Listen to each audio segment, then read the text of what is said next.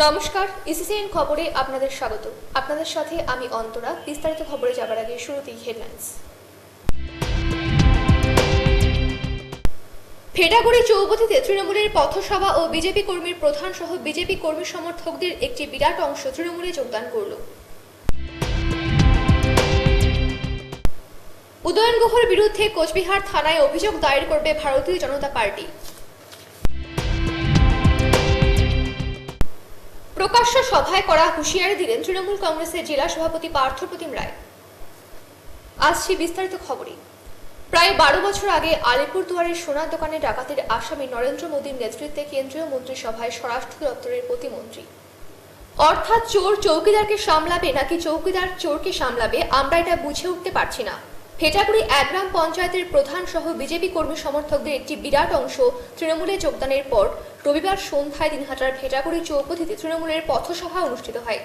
সেখানে বক্তব্য রাখতে গিয়ে তৃণমূল নেতা প্রাক্তন বিধায়ক উদয়ন গুহ কেন্দ্রীয় স্বরাষ্ট্র দপ্তরের প্রতিমন্ত্রীকে এভাবেই কটাক্ষ করলেন।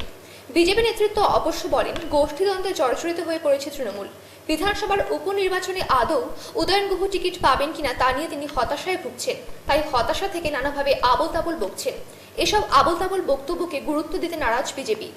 এদিনের পথসভায় উদয়ন গুহ বিজেপির সাংসদ ও কর্মীদের উদ্দেশ্যে কটাক্ষের সুরে বলেন, বিয়ে হলো, মালা বদল হলো, ফুলসজ্জা রাতে বউ পালিয়ে গেল। আমরা এমএলএ বানালাম আর তিনি পালিয়ে গেলেন। কোথায় আছে কেউ জানে না। তিনি বলেন, লোকসভা ও বিধানসভা ভোটের সময় তিনি নিজে লিখেছেন 2009 সালে আলিপুরদুয়ারের 2টি সোনার দোকানে ডাকাতির ঘটনায় তার বিরুদ্ধে মামলা আছে। উনি সোনার দোকানে ডাকাতির মামলার আসামি। সেই ডাকাতিতে যে 2-1 ধরা পড়েছিল, সেই ডাকাতরা কাকে সোনা বিক্রি করেছিল সেটা বলেছেন। আলিপুরদুয়ারে পুলিশ ধরে নিয়ে গেছে যার কাছে সোনা বিক্রি করা হয়েছিল। মোদির জামানায় আজকে সোনার দোকানে ডাকাতির আসামি তিনি হয়ে গেছেন কেন্দ্রীয় পুলিশ মন্ত্রী। উদয়ন গুহ আরও বলেন, যেভাবে গত 7 দিন ধরে ত্রিপুরাতে আমাদের দলীয় কর্মীদের উপর আক্রমণ করা হচ্ছে, সর্বভারতীয় সাধারণ সম্পাদক অভিষেক বন্দ্যোপাধ্যায়ের গাড়ি ভাঙচুর করা হয়েছে, তাকে মারধর করবার চেষ্টা হয়েছে, যুব নেতা নেত্রীদের আক্রমণ করা হচ্ছে, আমরা হুঁশিয়ারি দিয়ে বলতে চাই যে 2-1 পিস বিজেপির নেতাকর্মী ভেটাগুড়িতে এখনো আছেন। আপনারা শান্তিতে থাকতে পারবেন না, আপনাদের শান্তিতে থাকতে দেব না। আপনারা বাঁশ দিয়ে আক্রমণ করবেন, আমরাও জানি বাঁশ ঝাড় কোথায়। সেই বাঁশ প্রয়োজনে আমরাও ব্যবহার করব। আপনাদের নেতা কেন্দ্রীয় বাহিনী নিয়ে ঘুরুক আর আপনারা পড়বেন বিপদে। একটা জঙ্গলের রাজত্ব তৈরি হয়েছিল। আমাদের সৌভাগ্য বিজেপি ক্ষমতায় আসেনি। আমরা সেই জঙ্গলের রাজত্ব থেকে মুক্তি পেয়েছি। কিন্তু পরিষ্কার ভাবে কথা আমি আপনাদের সামনে বলি, যেভাবে গত 7 দিন ধরে ত্রিপুরাতে আমাদের নেতা কর্মীদের উপর আক্রমণ করা হচ্ছে, আমাদের সর্বভারতীয় সাধারণ সম্পাদক অভিষেক বন্দ্যোপাধ্যায়ের গাড়ি ভাঙচুর করা হয়েছে, তাকে মারধর করবার চেষ্টা হয়েছে। গতকাল আক্রমণ করা হয়েছে।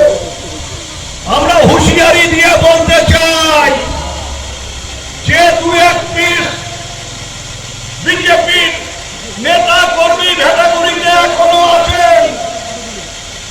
এইভাবে যদি তৃণমূলের নেতা কর্মীরা ত্রিপুরার বুকে আক্রান্ত হয়, ভেটাগুড়িতে আপনারা শান্তিতে থাকতে পারবেন না, আপনাদের আমরা শান্তিতে থাকতে দেব না। আপনারা বাঁশ নিয়ে আমাদের আক্রমণ করবেন, আমরাও জানি বাঁশ ঝাড় কোথায়। সেখান থেকে বাঁশ কেটে আনে কি করে সেটাও আমরা জানি। ওই বাঁশের বদলে বাঁশ প্রয়োজনে আপনাদের ব্যবহার করবো। সাবধান, আরো সাবধান। এইভাবে তৃণমূলের নেতা কর্মীরা আক্রান্ত হলে আপনারাও পরিত্রাণ পাবেন না। এ কথা পরিষ্কার ভাবে বলি। যতই কেন্দ্রীয় বাহিনী নিয়ে ঘুরুন, আপনাদের নেতা কেন্দ্রীয় বাহিনী নিয়ে ঘুরুন, আপনারা পড়বেন বিপদে, আপনারা পড়বেন সমস্যায়। মে ভোটের ফলাফল বেরোলো। 6 মে বিরাটায় আমার উপর আক্রমণ করা হলো, আমার হাত ভেঙে গেল, আমাকে কলকাতায় নিয়ে যাওয়া হলো অপারেশন করবার জন্য। 2-3 জন আসামি ধরা পড়েছে, কিন্তু মূল আসামিরা ধরা পড়েনি। মূল আসামি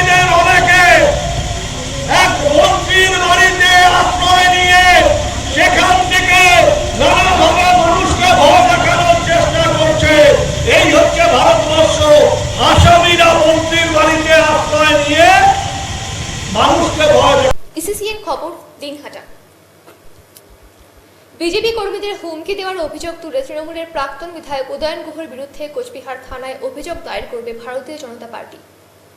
সোমবার কোচবিহার জেলা কার্যালয়ে সাংবাদিক বৈঠক করে একথা জানিয়েছেন বিজেপি জেলা সভানেত্রী বিধায়ক মালতী রাভা রায়। তিনি বলেন, তৃণমূল নেতা উদয়ন গুহ তাদের বিভিন্ন সভায় বিজেপি কর্মীদের অনবরত হুমকি দিয়ে যাচ্ছেন। এই হুমকির ফলে ইতিমধ্যেই দিনহাটার বহু এলাকায় বিজেপি কর্মীরা আক্রান্ত হয়েছেন, মৃত্যুর ঘটনা পর্যন্ত ঘটেছে। এই অবস্থায় উদয়ন গুহ যেভাবে হুমকি দিয়ে যাচ্ছেন, এতে বিজেপি কর্মীরা আবারও আক্রান্ত হতে পারে। ফের আক্রান্ত হলে বিজেপি কর্মীরা বসে থাকবে না, তারাও এর বিরুদ্ধে প্রতিরোধ গড়ে তুলবে। মালতী দেবী বলেন, উদয়ন গুহর এই হুমকির পরিপ্রেক্ষিতে পুলিশের উচিত ছিল নিজেরাই মামলা করে উদয়ন গুহর বিরুদ্ধে ব্যবস্থা নেওয়া। সেটা যখন পুলিশ নিচ্ছে না, তখন বিজেপি কর্মীরা এই জেলার বিরুদ্ধে উদয়ন গুহর থানায় মামলা করবে। উল্লেখ্য, দিন দুয়েক আগে দিনহাটার হেদারহাট, ভেটাগুড়ি সহ বিভিন্ন এলাকায় জনসভায় বক্তব্য রাখতে গিয়ে ত্রিপুরার ঘটনার রেশ টেনে তৃণমূলের প্রাক্তন বিধায়ক উদয়ন গুহ বলেন, বিজেপির পতাকা হাতে দেখলে তৃণমূল কর্মীরা যদি তাদের আক্রমণ করে, এর জন্য তৃণমূল দায়ী থাকবে না। পাশাপাশি উদয়নবাবু বিজেপি কর্মীদের উদ্দেশ্য করে বলেন, আপনারা বাঁশ দেবেন আর আমরা রজনীগন্ধা দেব, এটা হতে পারে না। উদয়ন গুহর এই বক্তব্যের পরিপ্রেক্ষিতে এদিন সাংবাদিক সম্মেলন করে থানায় থানায় অভিযোগের কথা বললেন জেলা বিজেপি সভানেত্রী বিধায়ক মালতী রাভা রায়। এর জন্য আমরা আজকে এখানে এমএলএরা আছেন এবং বরিষ্ঠ কার্যকর্তারা আছেন। আমরা সকলে আলোচনা করে পুলিশ যে কাজ করেনি, সুমোটো মামলা তারা দেয়নি, যেখানে বিজেপি কোনো কিছু একটা কার্যক্রম করতে গেলেই তাদের সুমোটো মামলা দেওয়া হয়। আর উনি বারবার এই আতঙ্ক সৃষ্টি করছেন, বিবৃতি দিচ্ছেন, প্রতিটি মিটিংয়ে এরকম করে বলছেন বাস কোথায় আছে খুঁজে বের করতে ওনারা জানে। বিজেপি কর্মীদের বাস দেবেন, বিজেপি কর্মীদের মারবেন। মিথ্যা কেস তো বিজেপি কর্মীদের পুলিশ প্রশাসন প্রচুর কেস দিয়েছে। আর উনি প্রকাশ্যে সভায় বলছেন এসবে কিন্তু পুলিশ স্বতঃপ্রণোদিত হয়ে কেস করেননি বা একটিও মামলা করেননি। যার জন্য আমরা আজকে ঠিক করেছি আমরা এফআইআর করব। এই প্রেস মিটের পরে আমরা যে কয়টি থানায় সম্ভব হচ্ছে আমরা এফআইআর করব, যে উনি যেন আর আতঙ্ক সৃষ্টি না করে। বিজেপি কর্মীরাও কিন্তু হাতে চুরি পড়ে নেই, তারাও এরপরে মাঠে নামবে এবং আমরাও কিন্তু এরপরে যদি সংঘর্ষ হয়, দিনহাটায় অনেক কিছু হয়েছে, দিনহাটার অনেক কর্মী আমাদের মারা গিয়েছে, তাদের একবারও তাদের অ্যারেস্ট করা হয়নি। কিন্তু উনি বারবার যে বিবৃতিগুলো দিচ্ছে, পুলিশ স্বতঃপ্রণোদিত হয়ে মামলা করেনি। এর বিরুদ্ধে আমরা যেমন আজকে প্রেস মিট করছি, তেমনি প্রত্যেকটি থানায় আমরা এফআইআর করব। ওনাকে যেন অবিলম্বে গ্রেপ্তার করা হয়, কোচবিহারে গণতন্ত্র প্রতিষ্ঠা করা হয়। যে মানুষ আতঙ্কে আছে, ভীত সন্ত্রস্ত আছে, এখানে শান্ত পরিবেশকে দিনহাটার যে পরিস্থিতি চলছে আরও বেশি অশান্ত করার চেষ্টা করছে। বিজেপি কর্মীরা যদি মাঠে নামে এবং বিজেপি সেখানে থাকতে পারবে না দিনহাটায়, যে উপনির্বাচনে এতে হুমকিতে প্রকাশ হচ্ছে যে যেন দিনহাটায় সমস্ত কর্মী মাঠে না নামে বিজেপির এবং তার পক্ষেই থাকে। ইসিসিএন খবর, দিনহাটা। রাজ্যের প্রাক্তন মন্ত্রী তথা তৃণমূল কংগ্রেসের রাজ্য সহ সভাপতি রবীন্দ্রনাথকে প্রকাশ্য সভায় করা হুঁশিয়ারি দিলেন তৃণমূল কংগ্রেসের জেলা সভাপতি পার্থপ্রতিম রায়। রবিবার তুফানগঞ্জ কমিউনিটি হলে দলীয় কর্মীদের নিয়ে সভায় বর্ষিয়ান এই তৃণমূল নেতাকে তিনি কড়াভাবে আক্রমণ করেন। তিনি কটাক্ষ করে বলেন, নাটাবাড়ি বিধানসভা কেন্দ্রের অন্তর্গত তুফানগঞ্জ 1 নং ব্লকের তৃণমূল কংগ্রেসের কোনো কর্মসূচিতে জেলা সভাপতিকে আমন্ত্রণ জানানো হয় না। পাশাপাশি তিনি আরও বলেন, রবীন্দ্রনাথ যদি মনে করেন দল তার নিজের, এটা কখনো হতে পারে না। দলের নিজস্ব কিছু প্রোটোকল রয়েছে, তাকেও সেই অনুযায়ী চলতে হবে। ফুটবল টুর্নামেন্টের মাঠে দাঁড়িয়ে কোনো অবস্থাতেই অঞ্চল সভাপতি ঘোষণা মেনে নেওয়া যাবে না। পাশাপাশি তিনি কড়াভাবে হুঁশিয়ারি দিয়ে জানিয়ে দেন, আগামী 16ই আগস্ট থেকে নাটাবাড়ি বিধানসভা কেন্দ্রের 10টি অঞ্চলের বুথ থেকে অঞ্চল প্রতি ক্ষেত্রে কর্মী সভা করবেন স্বয়ং তৃণমূলের কোচবিহার জেলা সভাপতি পার্থপ্রতিম রায়। যতদিন তিনি দলের দায়িত্বে আছেন ততদিন দলের সমস্ত দায়িত্ব তার। দলের সাংগঠনিক বৃদ্ধি করা প্রয়োজন কিংবা ক্ষমতায়ন বৃদ্ধি যা করা তা তিনি নিজেই করবেন বলে জানিয়ে দেন।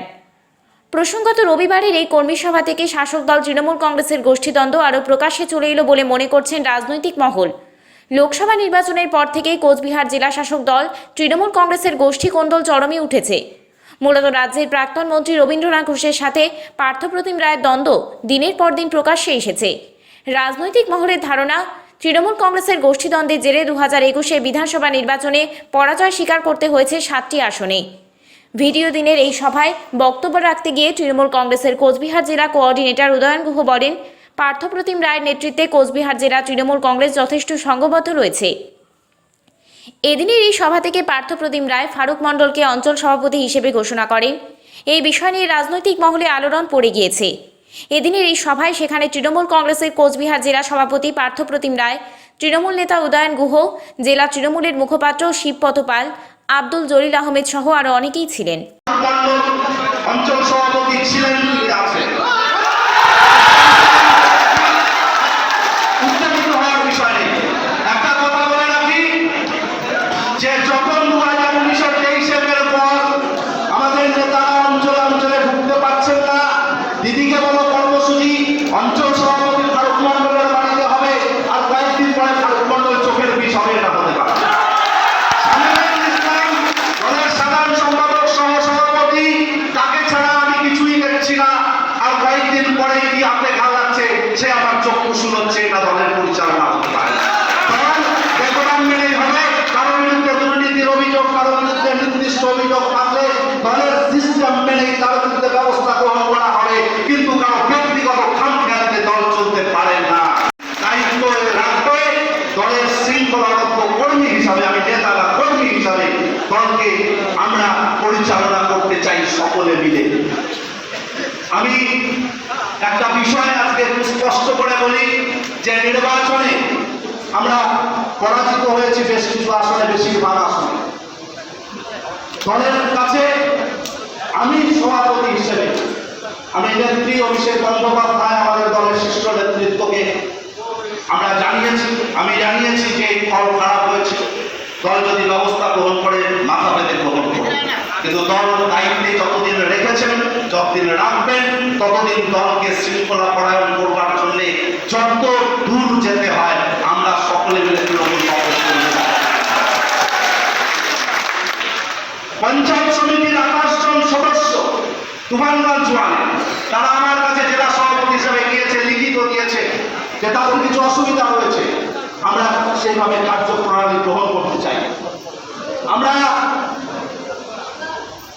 উজ্জ্বল মশা কৃষি কর্মদক্ষ বিজেপিতে যোগদান করেছে, তার বিরুদ্ধে অবস্থা গ্রহণ করবার জন্য আমরা উদ্যোগ গ্রহণ করেছি। এই উদ্যোগটা প্রয়োজনীয়তা রয়েছে। বেশ কিছু জায়গায় আমাদের কমিটির পুনর্বিন্যাস হয়নি, আমরা সেদিকে এগোব। আজকে অনেকে বলবার চেষ্টা করে যে অমুককে না জানিয়ে তমুককে না জানিয়ে কর্মসূচি গ্রহণ করা হচ্ছে। 1 বছর হয়ে গেল, তুফানগঞ্জ ব্লকে কেন জেলা সভাপতিকে দিলে একটা কর্মী সভা সংগঠিত করা গেল না? তার দায়বদ্ধ থাকে, তাই আর বসে থাকা না। কারণ জেলার কোন জায়গায় কমতি হলে, কর্মসূচি না হলে তার দায়ভার জেলা সভাপতিকে বহন করতে হয়। তাই জেলা সভাপতি দলের সর্বস্তরের নেতৃত্বকে নিয়ে আগামী দিনে প্রত্যেকটা কোনায় কোনায় ইসিসিএন খবর, দিনহাটা। জেসিআইকে হাটে হাটে গিয়ে সরকারি কৃষকদের কাছ থেকে পাট কিনতে হবে, এই দাবি সহ 5 দফা দাবি দিয়ে দিনহাটা 2 নম্বর ব্লকের বিডিও অফিস চত্বরে বিক্ষোভ ও ডেপুটেশন দিল বামফ্রন্ট।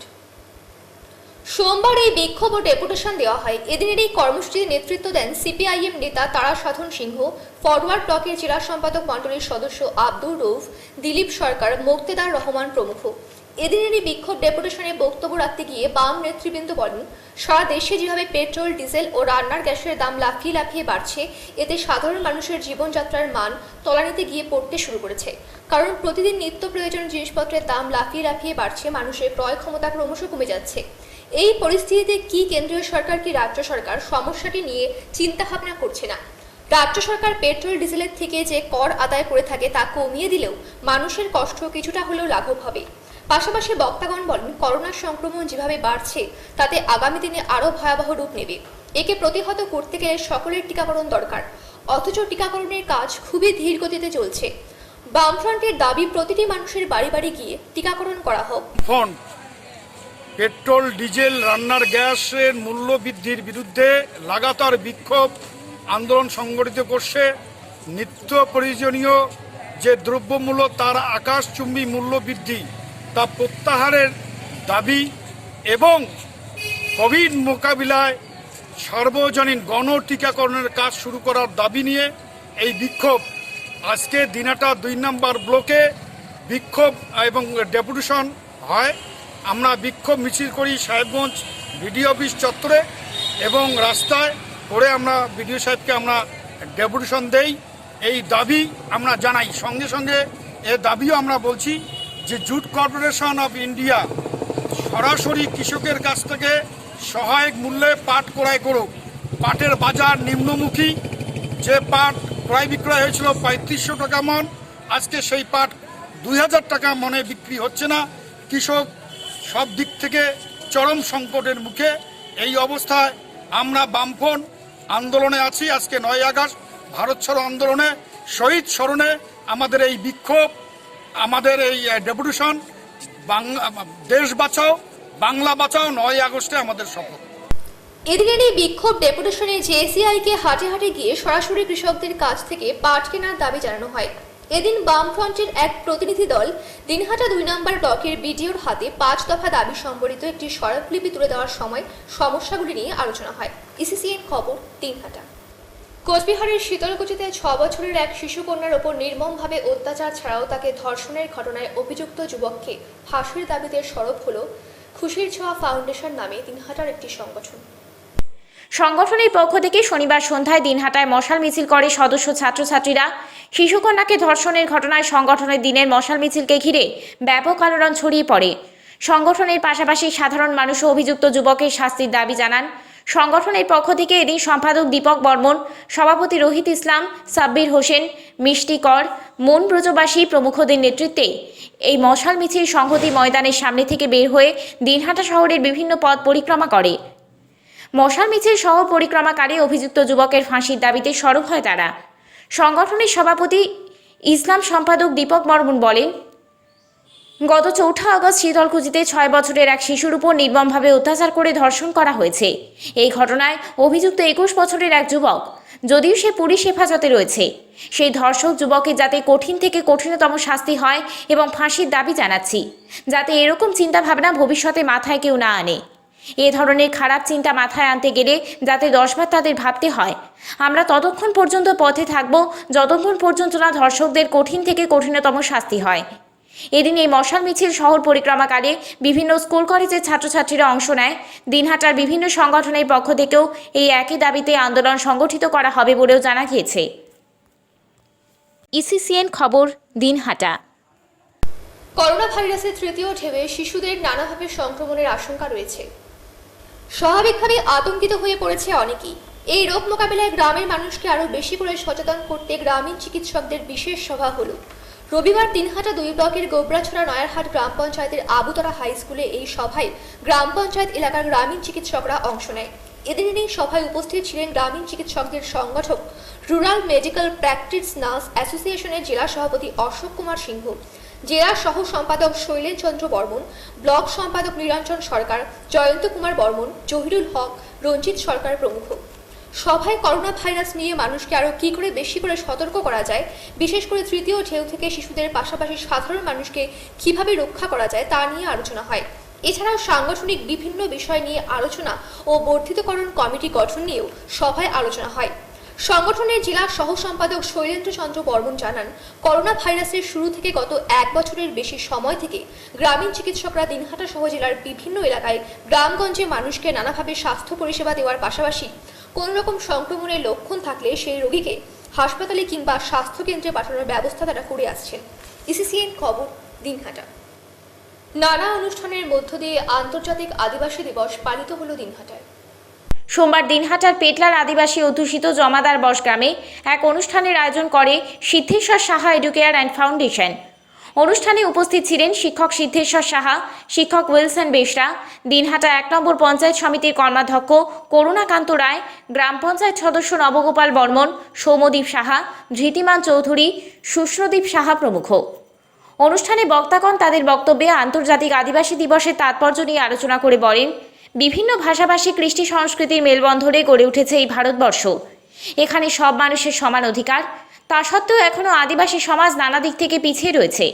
তাই আর্থসামাজিক সাংস্কৃতিক দিক থেকে এই আদিবাসী সমাজের মানুষকে এগিয়ে নিয়ে যেতে হবে। এর জন্য সবচেয়ে বেশি গুরুত্ব দিতে হবে শিক্ষার উপর। এই শিক্ষা প্রসারের জন্য সকলকে এগিয়ে আসতে হবে। অনুষ্ঠানে মাধ্যমিক ও উচ্চ মাধ্যমিক উত্তীর্ণ 8 জন আদিবাসী ছাত্রছাত্রীকে সংবর্ধনা দেওয়া হয়। পাশাপাশি তাদের হাতে নানা উপহার সামগ্রী তুলে দেওয়া হয়। এছাড়াও এলাকার যুবকদের ফুটবল সহ খেলার সরঞ্জাম বিতরণের পাশাপাশি 10 জন বয়স্ক আদিবাসীর মধ্যে নতুন বস্ত্র বিতরণ করা হয়।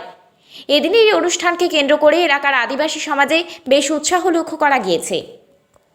ইসিসিএন খবর, দিনহাটা। ইসিসিএন খবর এখনকার মতন এই পর্যন্তই। আপনারা দেখতে থাকুন ইসিসিএন খবর, সবার মাঝে সবার সাথে।